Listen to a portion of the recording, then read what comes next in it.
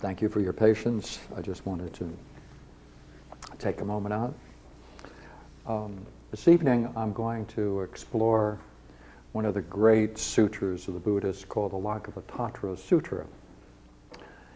And I chose that because I spent some time studying this with Alan Watts many years ago, and this was the central sutra that a group of us studied together for a couple of years. So getting back into it and rethinking it is a fond experience.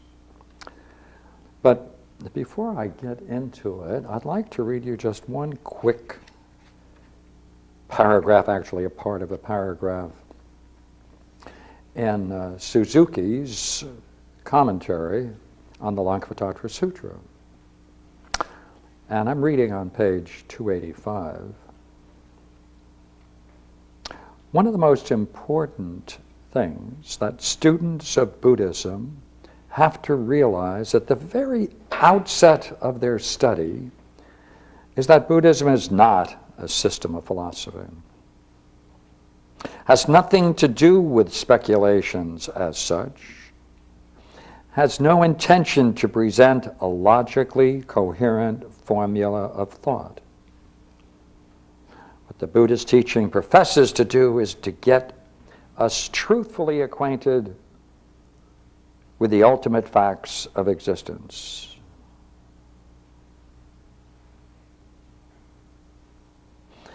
It requires us firmly to grasp facts based on personal experience.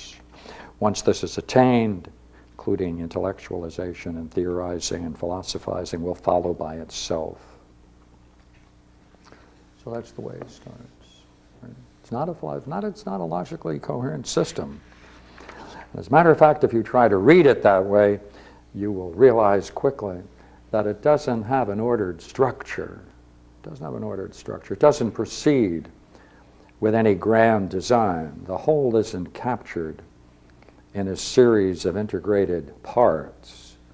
Rather, it takes its subjects as subject matters, separate, distinct, and then pieces them together in at times, a random order, because their intention, and therefore, is not to present a logically coherent formula of thought. That's quite right. They didn't do it. What they did do is something else, so that's what I'd like to get to. What is the Lankavatara Sutra? It's going to present one idea, and it only has one goal. It wants to get to the point where you can see, realize with the mind, of course, to understand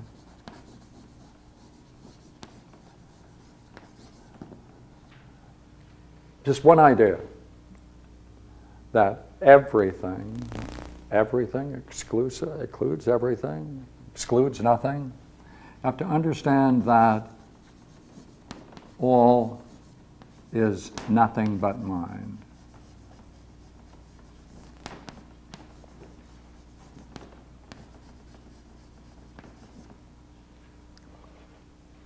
That's the goal.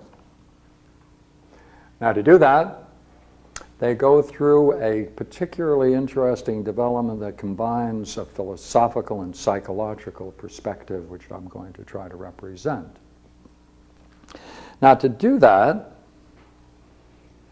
I thought what I might do is to quickly contrast it with a Platonic view, because then it will be much easier to see it as a whole. And I'm going to pull out for the moment just the fundamental ideas of Plato's Timaeus. Plato's Timaeus is a cosmology, and it really starts with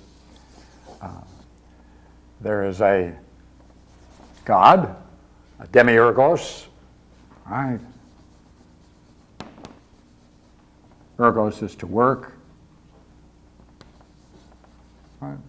A demiurgos, and God, a maker. Ergos is a maker, a worker.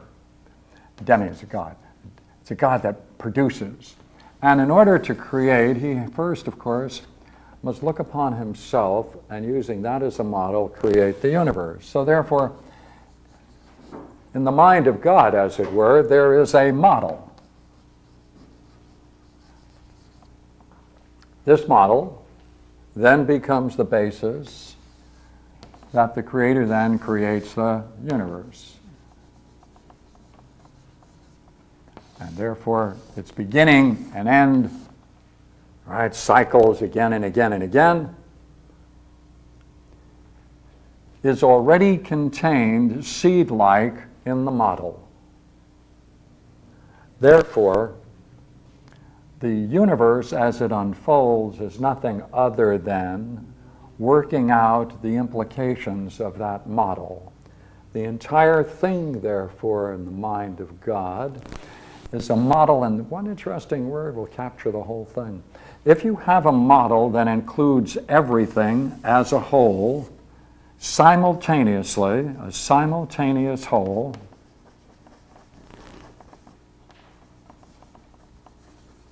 now what does that mean? That means that, take an example, if you can take mankind, man, and if you can see how he emerged, right, where he is and where he's going, if you can see that entire development as a whole, simultaneously, as if it were a seed-like in its compactness and beauty, then you would be seeing the image of man under the aspect of eternity. Under the aspect of eternity.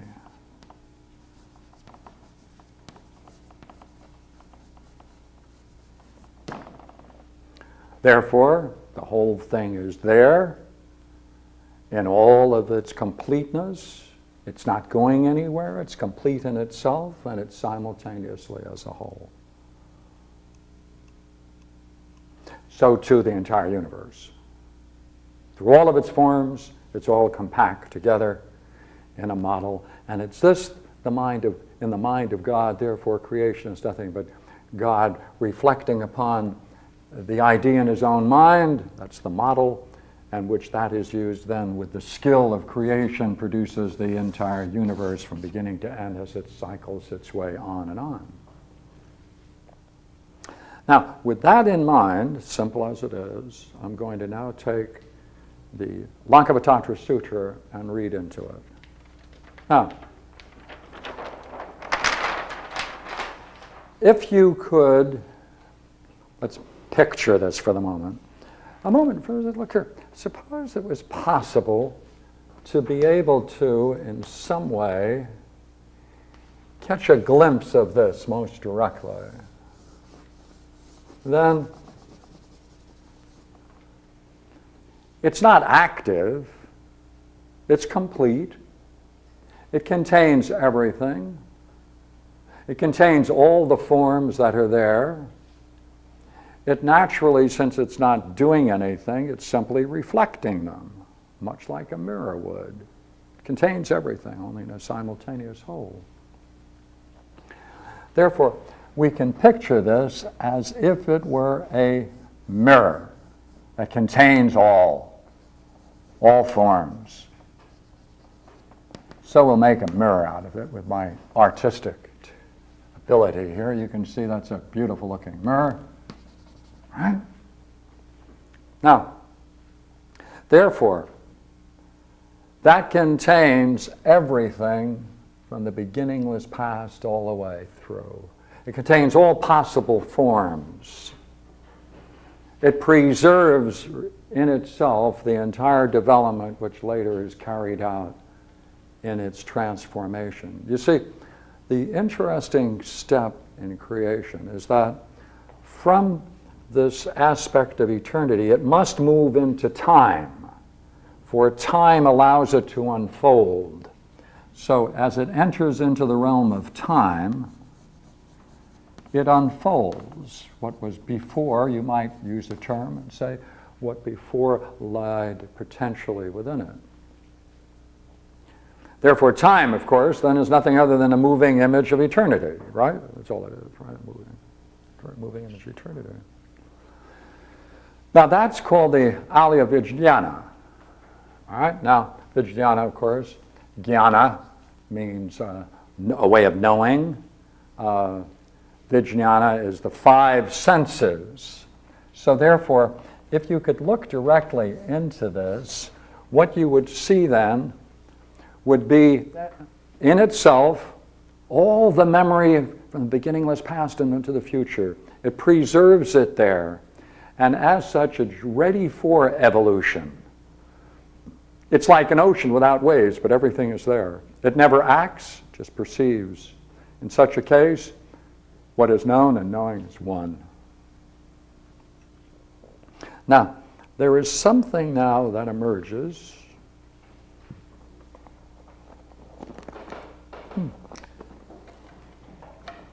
Let me get a marker. Now, there's another principle that develops beyond the Alaya Vijnana, and that's manas. Now, that's a principle of individuation. What we can call, right, you have here, now we're in man, you have manas. That allows you to intellectually perceive things, right? It can discriminate. Now, in seeing the entirety,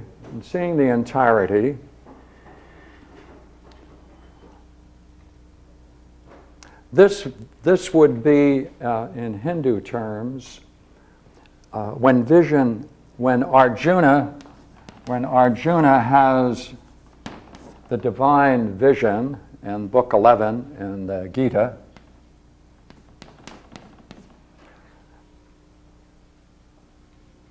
Arjuna asks Krishna, he says, Krishna, show me your form, show me your splendid form. So Krishna says, okay, I'll show you. And what he does is just unfolds what lies here potentially in time. And that goes through a terrifying experience as it goes on and on and on until finally Arjuna says, I've seen it.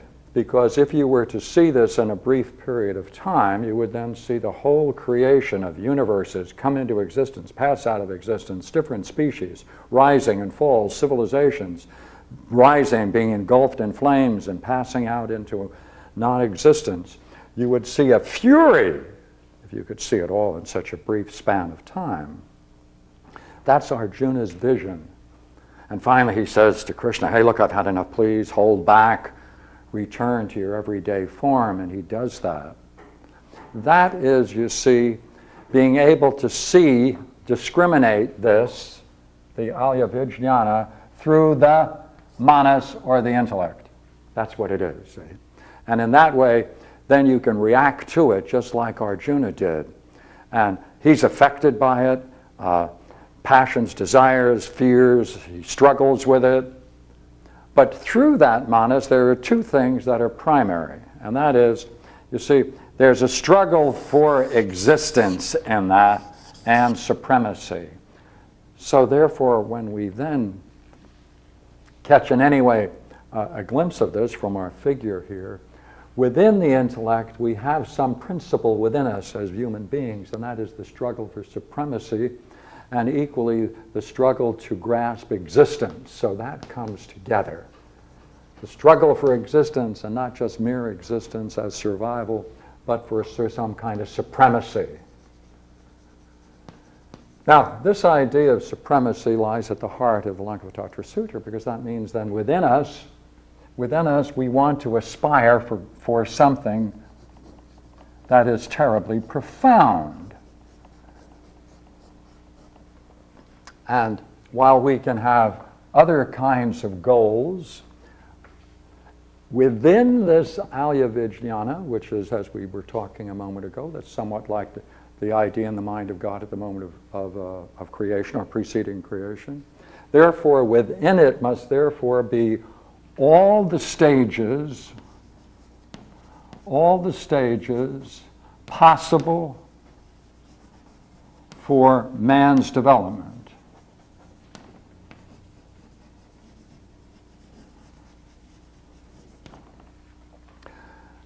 And therefore, among those stages there must be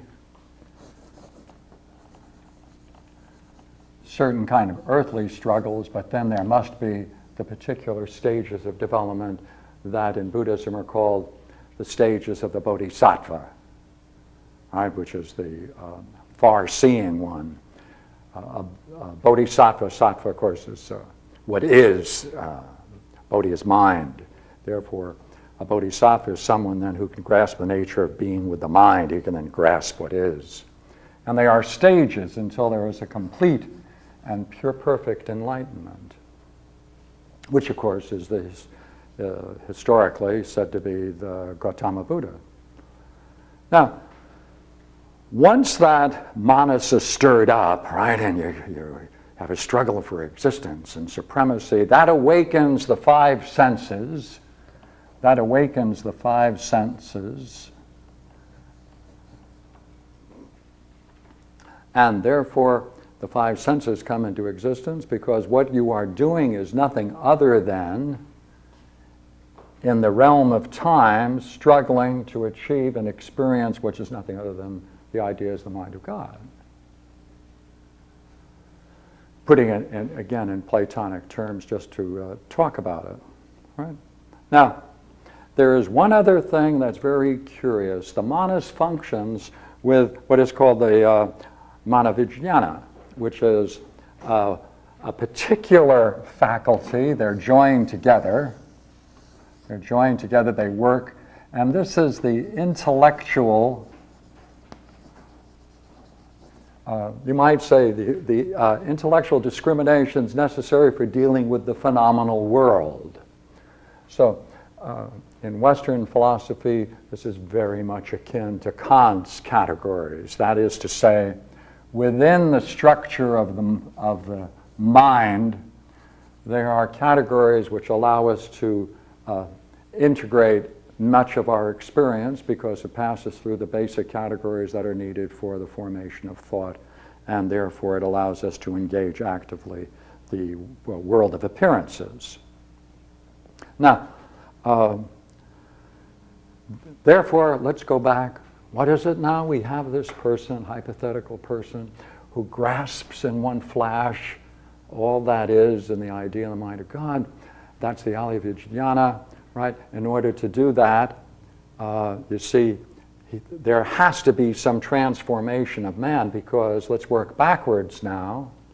Normally, the five senses focus on the phenomenal world. This is our phenomenal world. And to focus on the phenomenal world, we also need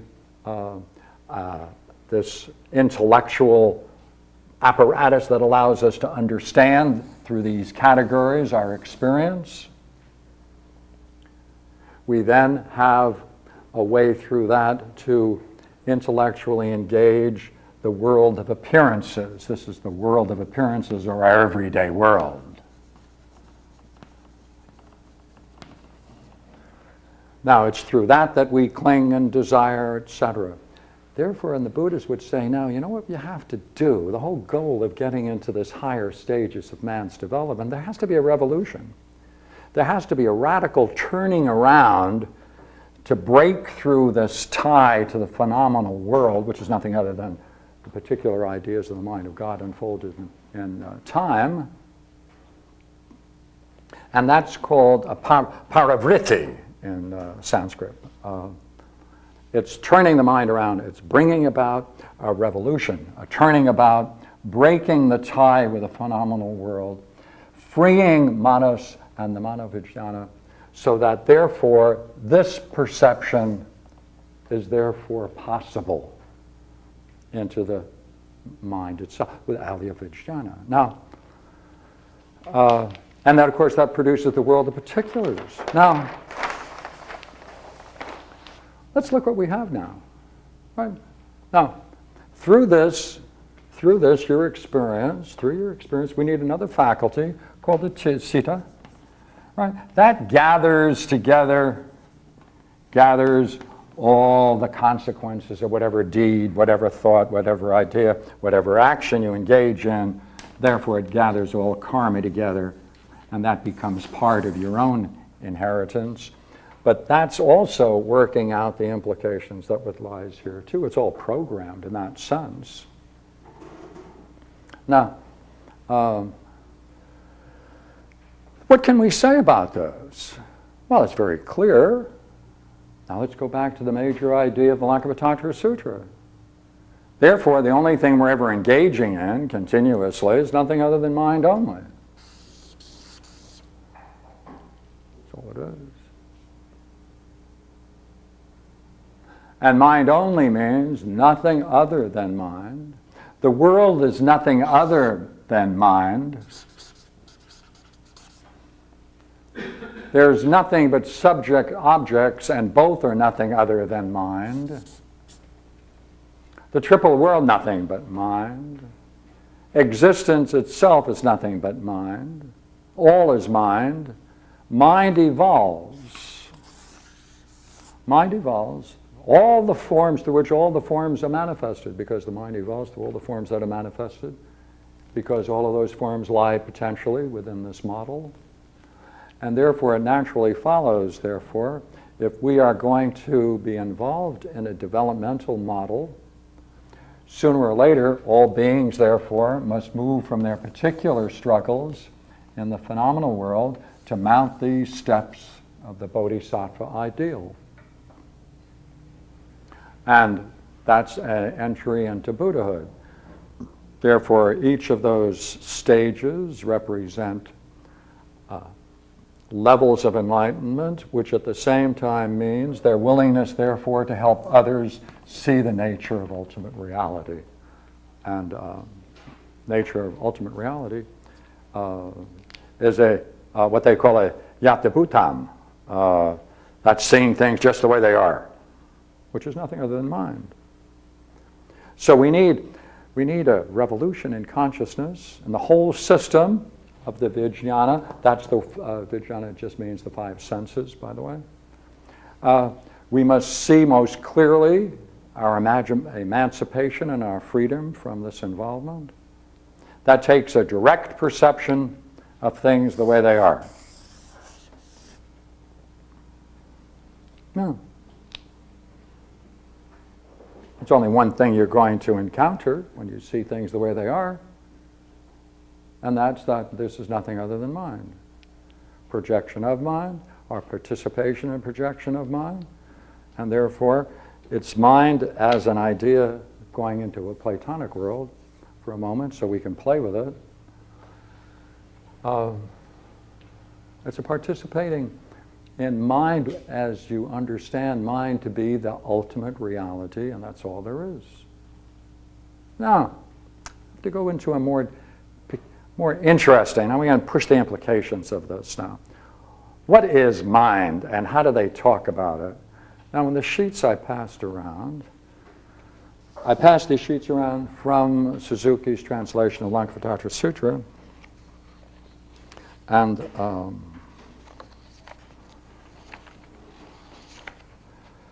I would like to direct you to page 186.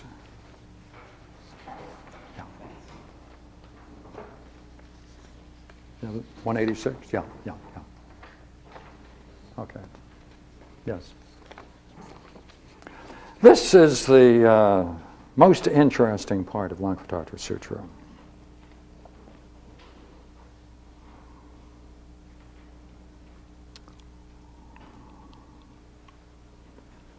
The abodes and stages of Buddhahood are established in the mind only, which is imageless. Now, I'm going to read quickly through a couple of the items in order to go on to what I think is more central. Now, previously to this section, there's a description of the 11 stages. And this is where he redefines them, the author. The first 7 stages are still in the mind, but the 8th is imageless. The 2 stages, the 9th and the 10th, have still something to rest themselves on. The highest stage that is left belongs to me. All right, now here's where we're going to explore it now. self-realization and absolute purity. This stage is my own. It's the highest station of Mahveshwa, the Akanishta heaven, shining brightly. Now look at the way in which they're describing it. Its rays of light move forward like a mass of fire.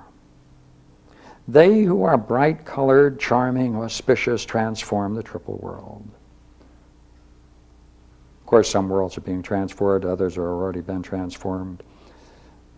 There I preach the various vehicles which belong to my own stage. So I'd like to stay with 3 and 4.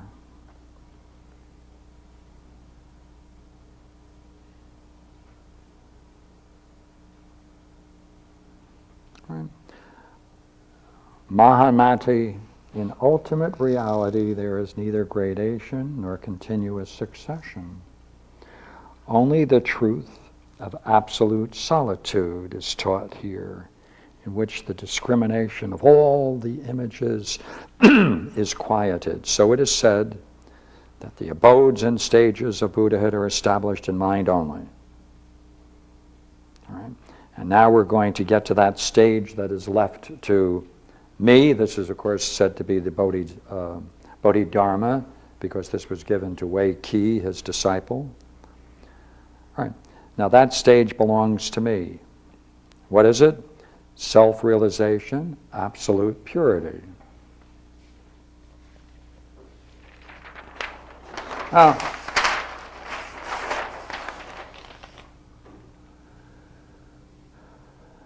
what do we have here now?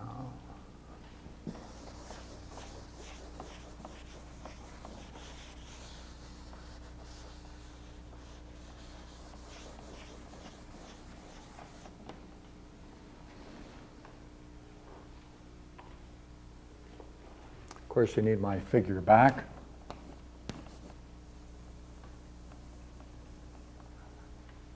All right. Now, this last stage, that's what we're looking at. This belongs to him, right? That last stage. It's the stage of self-realization, absolute purity.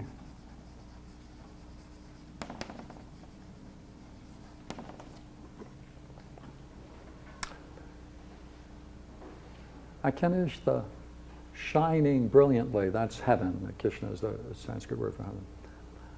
Right, it shines brilliantly. Right.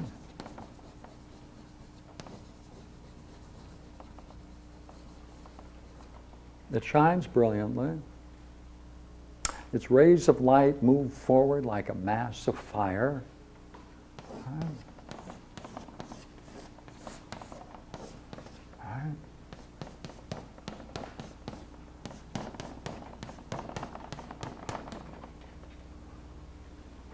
Bright colored, charming, auspicious, transforms all that is.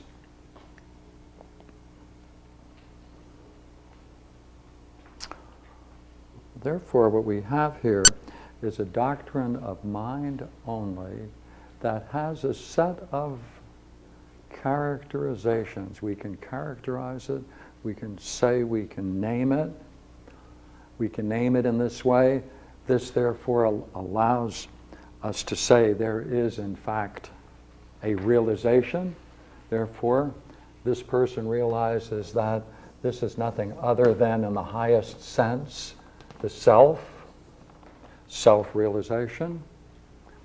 It's an absolute purity, shining brilliantly. Its rays of light move forward.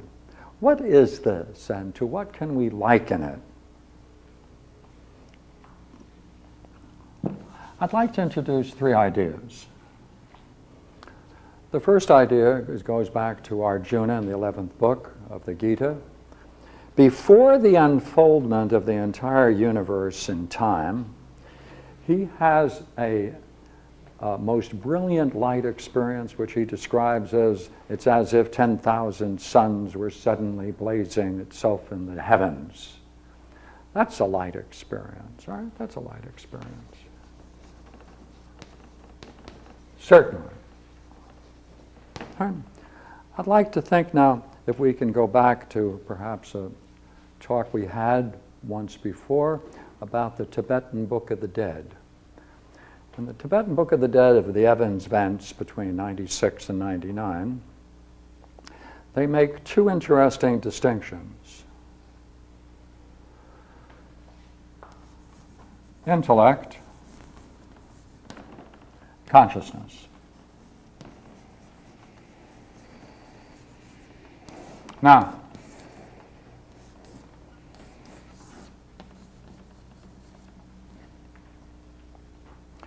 this word shines brilliantly, can be understood in two ways, and the Tibetan Book of the Dead is a clear example of how these terms can be used. Intellect when it's pure, when you can turn about and see the very nature of the intellect itself. That's a turning about, a paravritti, this is still a turning about. At that point it's called an experience where one recognizes the thrilling, shining nature of the intellect itself. Now, there are two uses of the word light and brilliant. One is clearly the example we're just using. The other is much more profound, I think, and perhaps we can talk about it. Sometimes when you're out on a very, very clear, sharp day, cool day, perhaps in the mountains, and you can be suddenly struck by the wonder of a certain brilliance that isn't light. It isn't light. It isn't something that is shining. It has a noumenal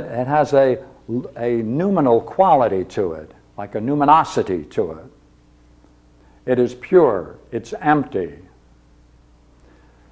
They describe that as pure consciousness in the Tibetan Book of the Dead. These are two different experiences, therefore. Some of the same terms can be used for both, but the one set in its totality cannot be used to describe the other. Third case. In Plato, in the Republic, and in part of the Phaedrus, he talks about the difference between the good itself, or the one, and the idea of the good. Now, as you undoubtedly know, it is a mistake to use the word idea as if it were a concept. It should always used as a capital, because the word idea is a Greek word. It hasn't even been anglicized. Idea. It means to behold. It means to see, to behold. So with the experience of to behold the good is described as the most brilliant light of being. That's what this is called. The most brilliant light of being.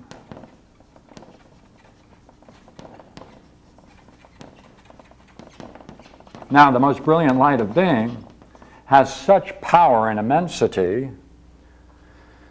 that in the allegory of the cave, when anyone has the experience, it's so overpowering, it strikes them with such tremendum, such overpowering experience that one has to adjust to it. It's an overwhelming experience. Now, the good, also called the one, and this can be found in Plato as well as Plotinus and Proclus, especially Plotinus. I should add before I go, you can find this very clearly in Plotinus. Plotinus talks about an idea as sparkles and glows. That's what it is. It's a luminosity, an experience of luminosity. Now, when he talks about the good and the one, he says, no predicates are possible. No predicates are possible. Can't call it light, can't call it anything. It's beyond all classification, no possible way. You can't even say it is reality. It's beyond reality. Now, here again we have something that shines brilliantly in the idea of the good.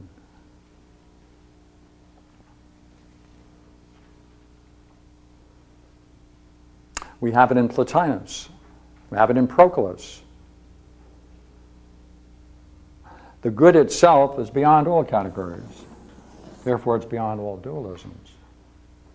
Now, you can also say the experience of the luminosity that one experiences as pure intellect or mind, there's also a non-duality, because the knower and known are one. No distinction between knower and known, because there isn't any separation. There's an all-encompassing, engulfing light experience. And if you enjoy making comparisons with Christianity, this is called in Christianity the Transfiguration experience in Book 9 or Chapter 9 in the Gospel of Mark. And it's also, by the way, in Homer, if you want to go back to Homer in the Iliad, several very beautiful examples in that, the Iliad as well.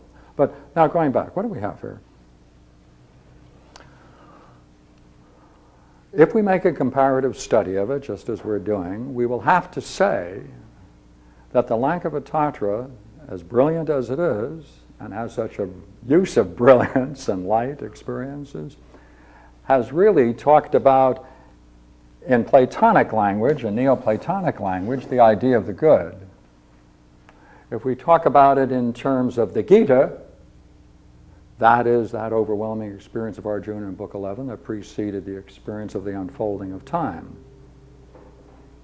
If we talk about it in terms of the Tibetan Book of the Dead, this is a clear example of the overwhelming light experience that occurs at the moment of death, or between two thoughts, or between sleep and awake, that one is able to access. But very clearly, for the Tibetan Book of the Dead is an experience of the pure intellect, but not pure consciousness. Therefore, there's a similarity theoretically between pure consciousness of the Tibetan Book of the Dead and the idea of the good and the one. Equally well, in Hindu terms, the Mandukya Upanishad, with Gaudapada and Shankaracharya's commentary, very clearly the idea of Turiya. Turiya, the fourth part of Aum, the fourth part, is purely a non-dual. It's a non-dual in which no description can be made. Therefore, it has a kinship with pure consciousness and the good and the one. And therefore, this interesting study of the Lankavatara Sutra brings forward and returns, you see, it turns everything around in Buddhism, Lankavatara did, because it goes back to the fact that there is a self, not an anatman, but an atma, a realization of a self. That even though we can call it absolute purity, it's still talking about something as real. And though the Lankavatara Sutra does use the idea of shunya, or shunyata, it doesn't stress it at all in this work. And equally well, the triple body of the Trikaya is only touched somewhat because it appears that it may have been too early for the development of the Trikaya movement in Buddhism. Therefore, all they have is the Nirmanakaya.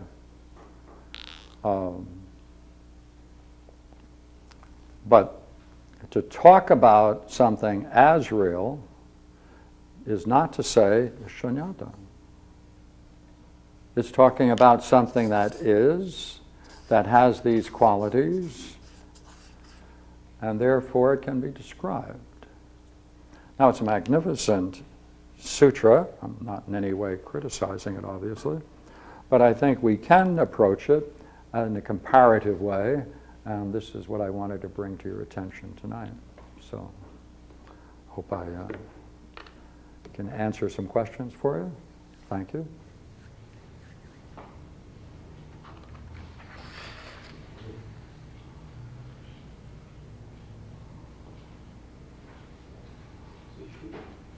If one wants to understand Plato, one should read the Republic after that. Should one read the Republic after that? in order to understand Plato?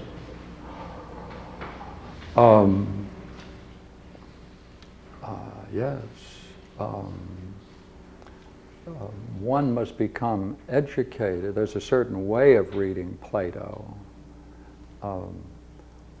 It takes such strictness of reading. One has to approach it with great integrity and follow every metaphor and link it all. See, as this doesn't have an organic whole and structure, Plato's Republic has a vast and intricate structure which plays on levels of meaning in a very, very magnificent, beautiful way, but not just for artistic reasons. It carries a level of meaning throughout the whole. And especially the way he unfolds the dialectic, and I presume you're familiar with it. Yes, I think that's probably one of the works that is probably least understood in the academic world, because most people want to take it as a model for the state, a republic. And they forget that the subtitle is righteousness, dikaiesuin, which is not legal. Our use of the word justice has a legalistic side to it, but that isn't the side in the republic. Dikaiesuin is righteousness, it's a higher principle. I hope I've answered your question. Yeah. Sir? In using Plato, you used the idea of God. Yes. But in the Lankavatara No. Sutra, there would not be No. the concept of No, God. absolutely correct. They would object to it. Yes. I did that just to try to show that there's a way of talking about the Alivigiana, because in all of those characteristics it can be said to be similar. Though the Lankavatara Sutra adds some things that Plato didn't have, and therefore it's a very nice thing to bring into it, such as its mirror-like quality, the fact that it isn't active, the fact that it is something that contains everything in it itself. And in order to, I brought in the idea into Lankavatara Sutra, which doesn't have it, of course, is the difference between eternity and time. That comes from the Platonic world, but I used that to help make the bridge and make it more accessible, I hope. Yeah. So I picked up a couple of colors from one while I was painting with the other. Yes, quite right. How does the silence play into the 10,000 suns and that brilliance in its offset to the idea of the good, which is the spoken word? No. The idea of the good is a spoken word. Maybe you should talk more before I say something. It is a spoken word. Logos, you mean? No, I mean the spoken word as opposed to the silence. How does it play in that brightness of the light that you described earlier, the 10,000 suns? Which is what you find as... Yes, go ahead. Which is what you find when you're on the brisk air on the mountains as you contrast into this immense feeling. Yes. I don't know whether I'm going to take you off a bit, but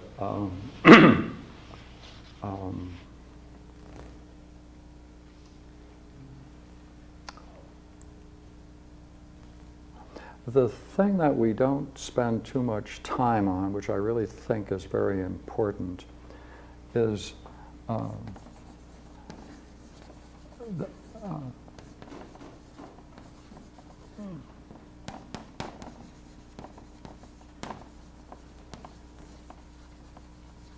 you see, this works, Lankavatara and a good deal of philosophy tries to make clear or to make accessible to our understanding the relationship between this and the universe. And so much attention is paid to this that really the higher and the more interesting question is this relationship.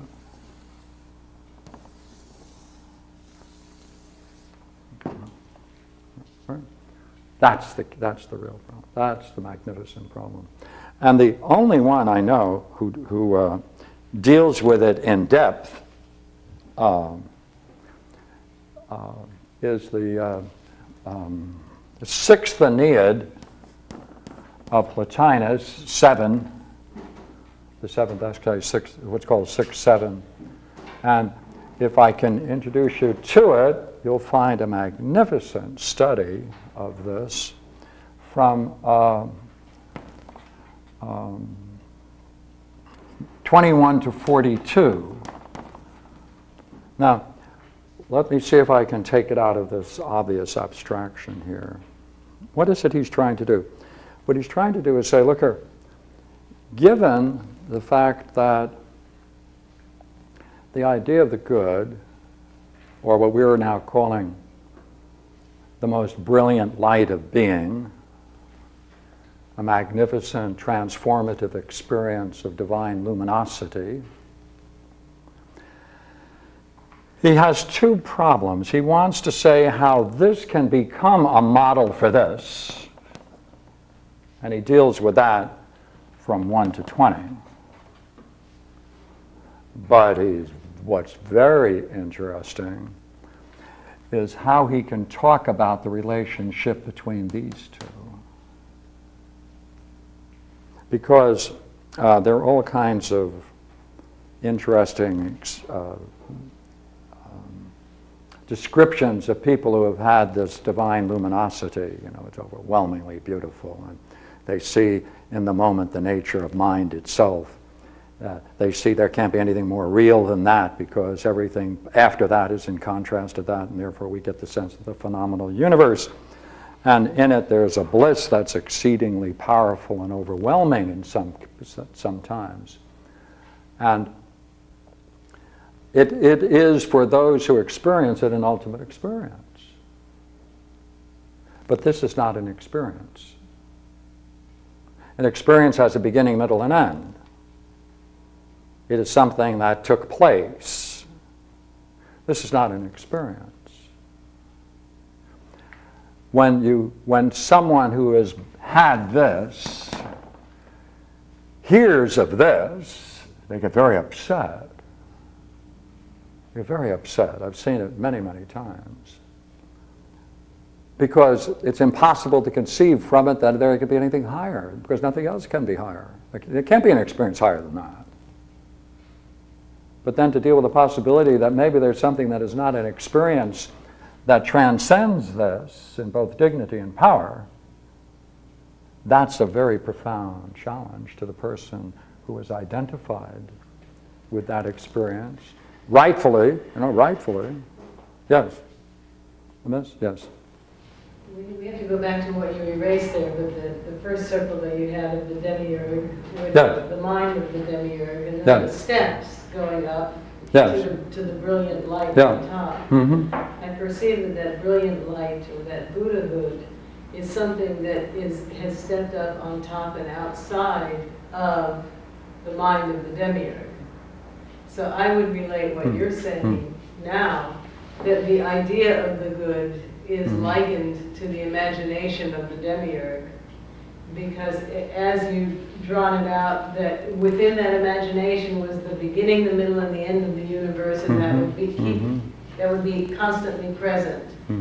And yet there is something in my perception beyond that itself, which it seems to be the same relationship that you're talking about now. Yes, I just caution you about using the word imagine, because therefore it has no reality. If you just imagine it. It has no reality. When one imagines something, one isn't dealing with a reality. But the mark of that experience is that there can be nothing higher in respect to an experience of reality. Now, I think you might be saying, if I grasp what you're saying, but still it's in the mind of God, as it were, and what's in the mind of anything is going to be an idea or imagining something. Is that not correct, the way you're reasoning? It's outside of that particular mind that you had created.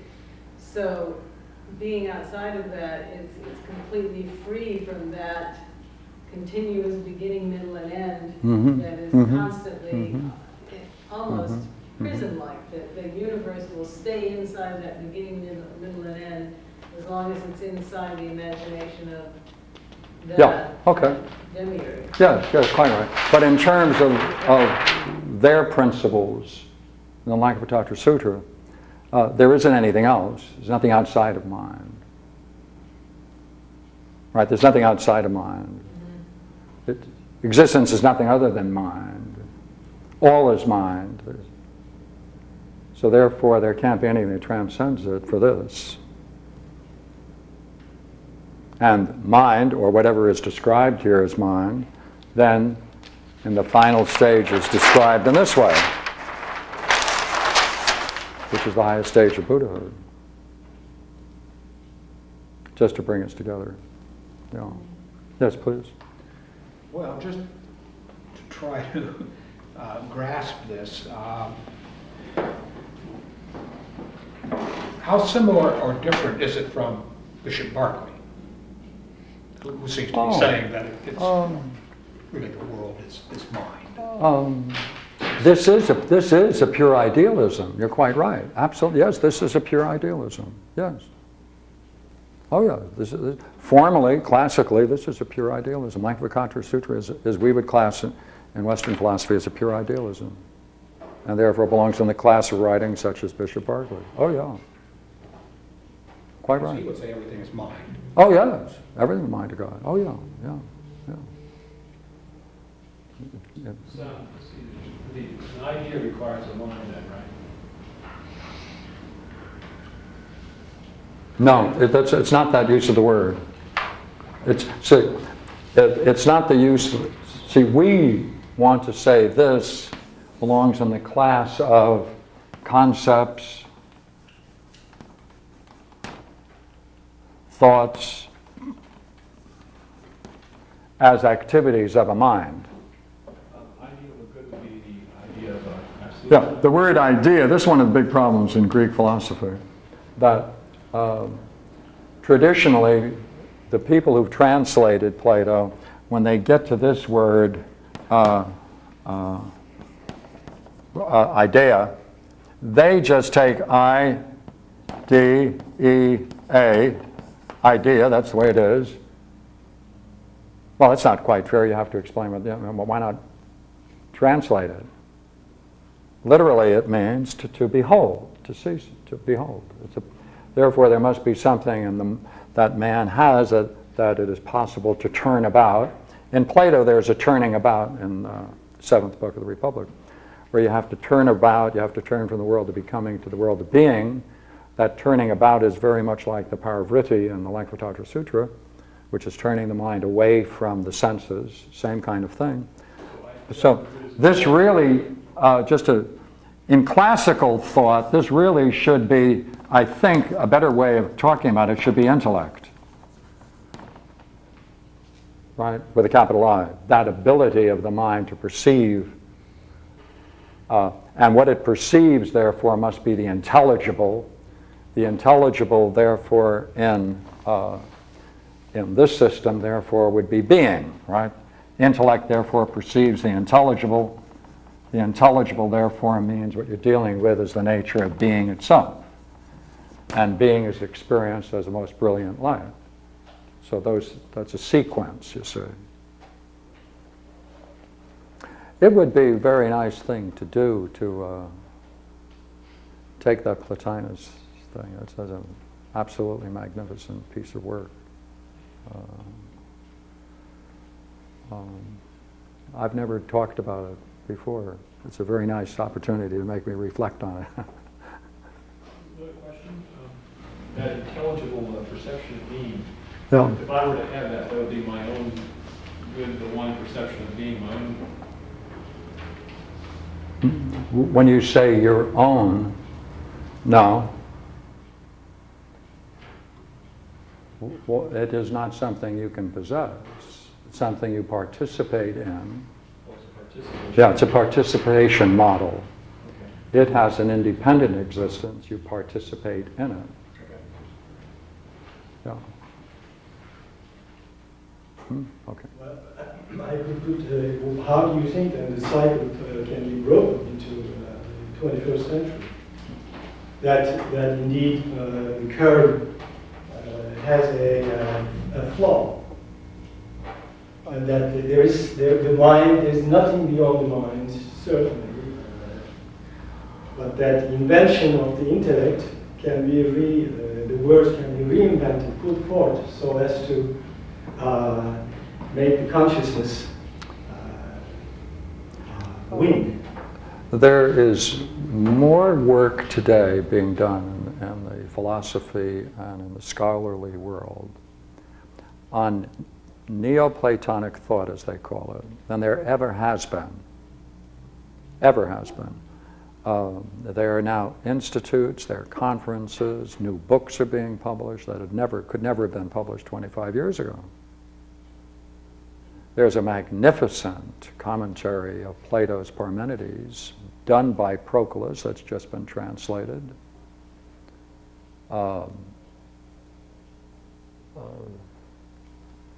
There's a whole new development in philosophy called philosophical counseling, and they're bringing and studying the processes of meditation in philosophy for the first time in a Platonic world. This is unheard of. 25, 30 years ago, I can assure you I was there at the time. Please. Are the Platonic archetypes, as they're referred to, like, the ideas which Socrates speaks of as being those realities that have to be participated with for anything to have some of the reality of these qualities, or are they included under that? Yes. Okay. Yes. Yes. Beauty itself, justice itself, yes. Yeah. There's a way of seeing how they necessarily interrelate in such a way that you can then use that as a bridge to understand that this experience would necessarily have that luminosity quality to it. There's a way of arguing and bringing a person through it. I don't know that we have time, but it's quite possible to do that. That is to say, it is possible to talk about an experience of beauty itself, to show its kinship with the idea of justice in the Republic. It's quite natural in the Platonic world to show that the idea of justice itself depends upon bringing together a oneness in oneself, which is the precondition for a vision. It's a natural product of that to see how that fits into a dialectical development and training of the mind for vision. Yeah, that's Republic. So then, I missed the very beginning, but I've heard some of these Sanskrit terms before. Just to be clear, the Alaya Vijnana.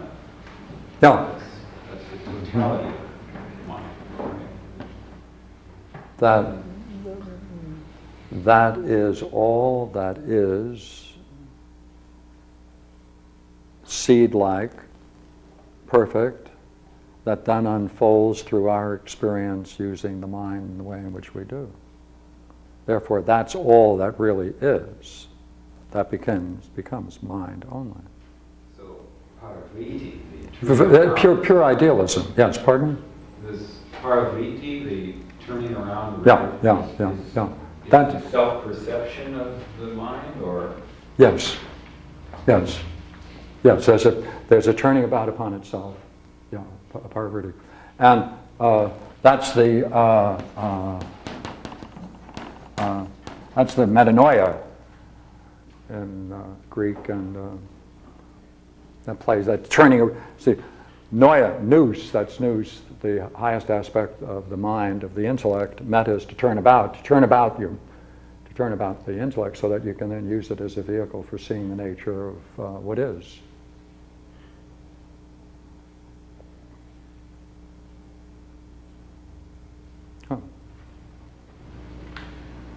A few minutes ago, I thought you were going to say more than what you did. You were talking about the idea of the good and people having that experience. And you said that that was somehow antithetical to that person grasping the good or the one. Yes. Yes. Why? Because it's not, you said because it's just the good or the one is not something to be experienced. That's right. Not, Then why does it exist? why does it exist? Yes. Okay. Now we're going to enter into the realm of metaphors. The nature of the good and the one, the only term for it is unlimited. Now, the influence, and what they often consider it like in literature, right, is that just as a candle, necessarily when lit, right, there is an outpouring of light. So in this metaphysical world, this outpouring of light is the luminosity. This is the good itself, or the one. Therefore, to shift gears in Plotinus, you can say that the vestibule of the good is beauty itself. The entranceway. And I have, there is a theory, which I don't hold, but though I pay attention to it and reflect upon it at times, there are some people who claim it is possible to go through that luminosity and go through it, as it were, into a pure experience of the good and the one by itself. But I only heard it from one person. I've never seen that idea any other place, except from this one person who claimed it for themselves. Question? That intelligible participation in being, that being you're talking about is the luminosity? Yes. Okay. Yes. Yeah. Yeah. Yeah. Yeah. Okay. Thank you very much for letting me share it with you. I enjoy it. And thank you. Thank you.